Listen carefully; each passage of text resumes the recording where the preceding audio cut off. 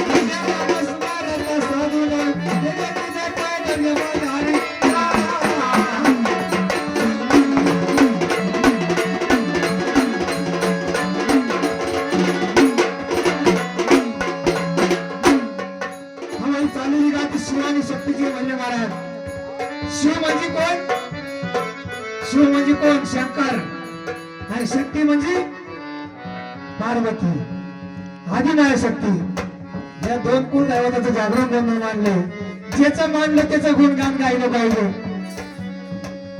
धिंगाणा कोणी गाली दोन गाणे आले म्हणजे झाली पार्टी है का नाही पण देवाचं सुद्धा ज्याचं मानलं त्याचं गुणगान गायलं पाहिजे है का नाही म्हणून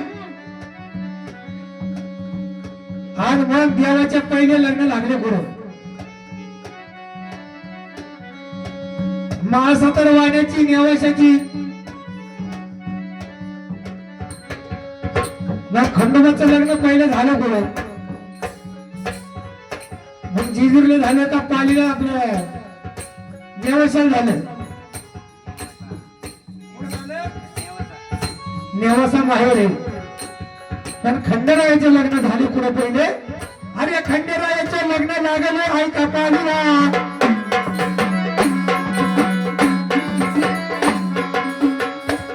अरे खंडेरायाचे लग्न लागले ऐका पालीला अरे ऐका पालीला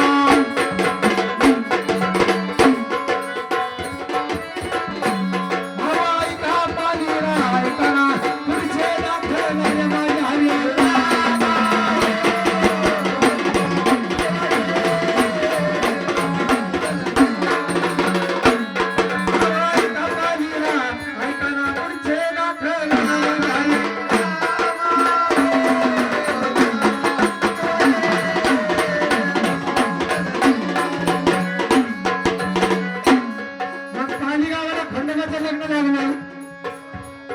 गावाला पाली नाव का पडलं कोणी म्हणतं पालीचा खंडोबा कोणी म्हणतं दावडीचा खंडोबा कोणी म्हणतं वाकडीचा खंडोबा कोणी म्हणते पोटचा खंडोबा मग या पाली गावाला नाव पाली का पडलं आणि लग्न देवाचं पालीला लागलं मग ते ठिकाण कोणचं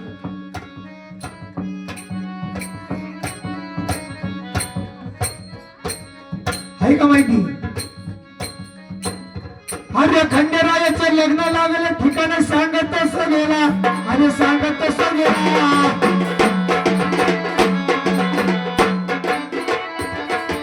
खंडेरायाचे लग्न लागले ठिकाण सांगत मंडळीला अरे सांगत मंडळीला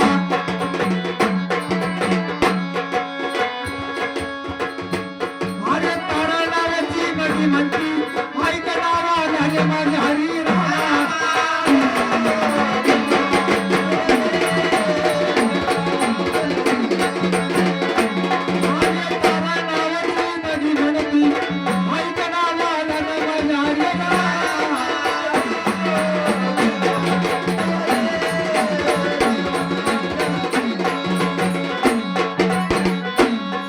खंडेरायाचं लग्न लागलं त्या तारा नदीवरती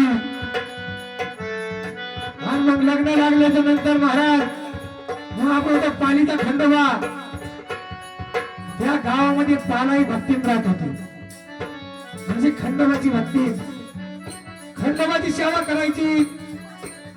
आणि सेवा करता करता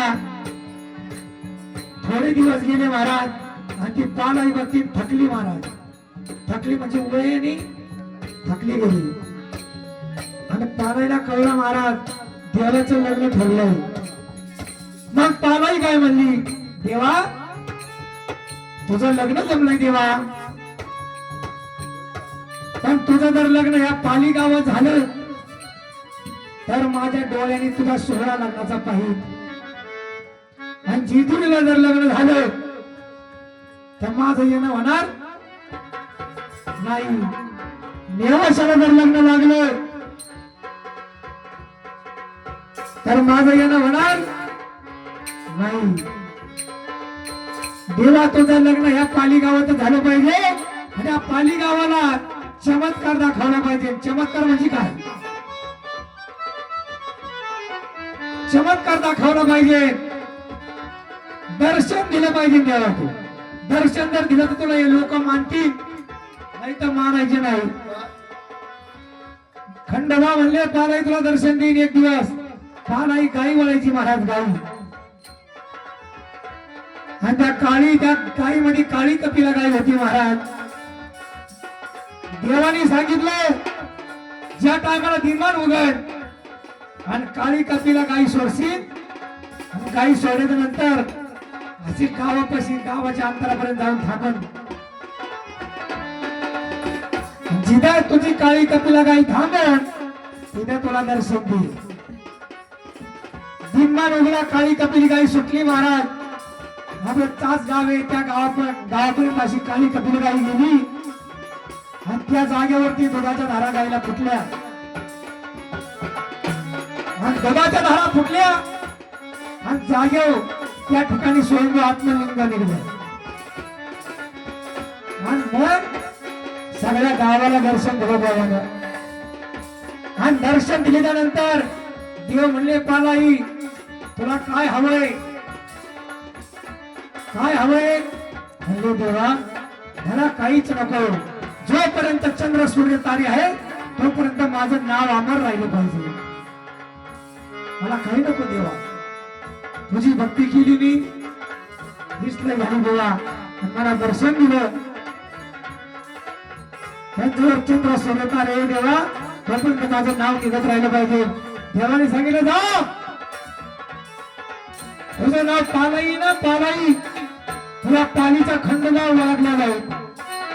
भक्तजन म्हणतील तुला पालीचा खंडोबा, तुझं नाव पालाई ना, तर पालीचा खंडोबा म्हणलं जाईल. म्हणून त्याला म्हणतात पालीचा खंडोबा, दावडीचा खंडोबा.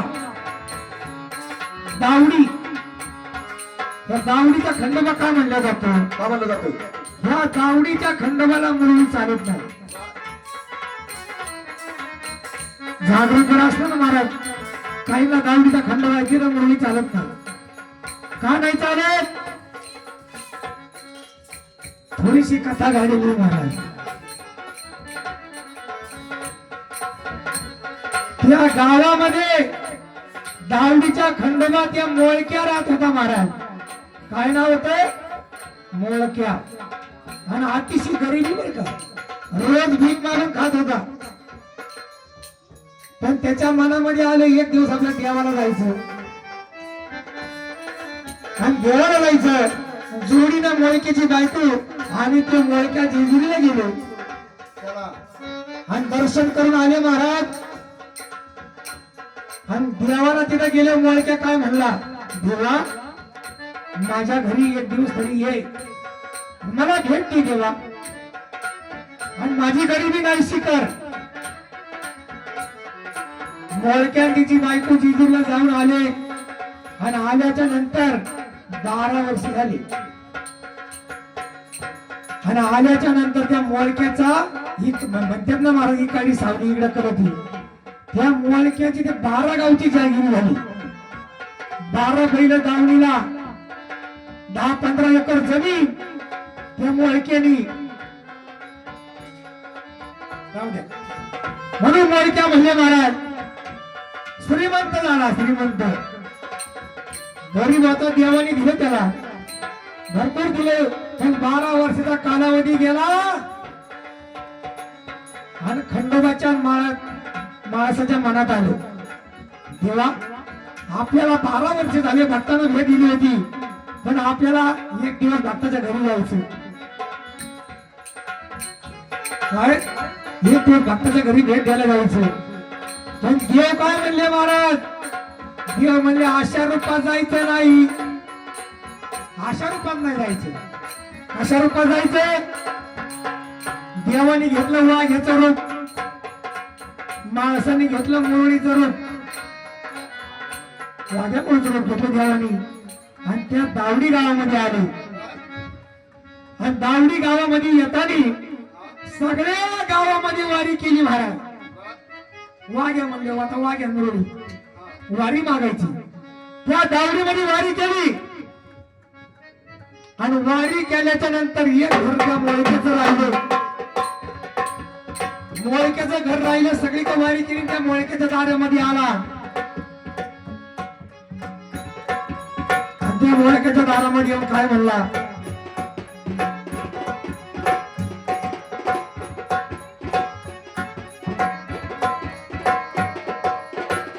मल्हार वारी मोत्यानं घ्यावे घरी,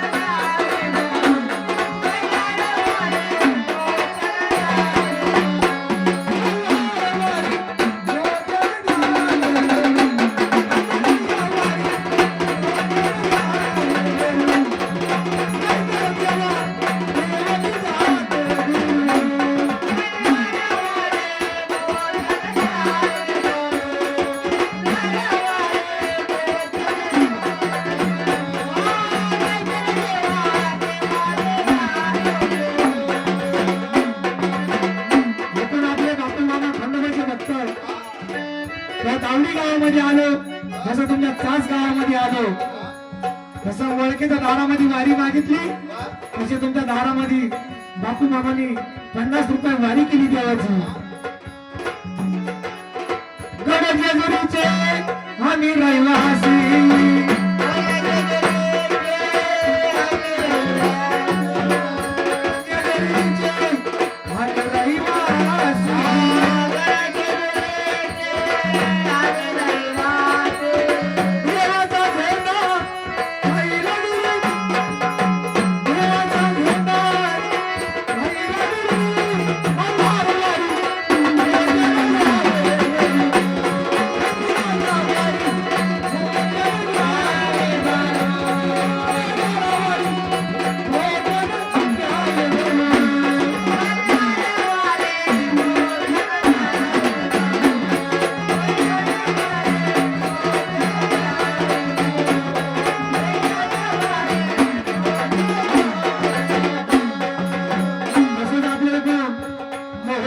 मामा यांनी सुद्धा 100 रुपयाची वारी केली, सगळ्या गावामध्ये वारी केली, त्या दावडीमध्ये. तसेच मोहन मामाने सुद्धा मंडळीची वारी वाहिली. धन्यवाद.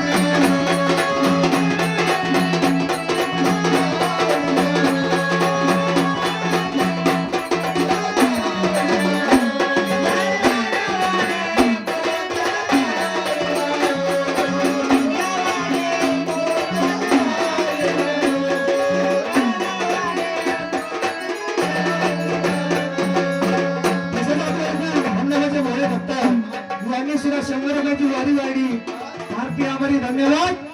देने वाला भला नहीं देने वाला भला. हे मो समराजा गरजत दारी प्रेम सोमवाऱ्या गरजत दारी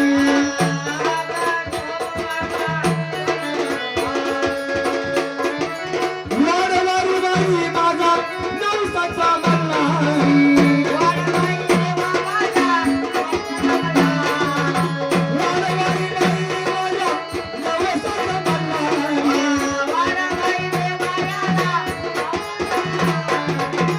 दिवाचा धिंगा वही राजुरी दिवाचा धिंगा वही राजुरी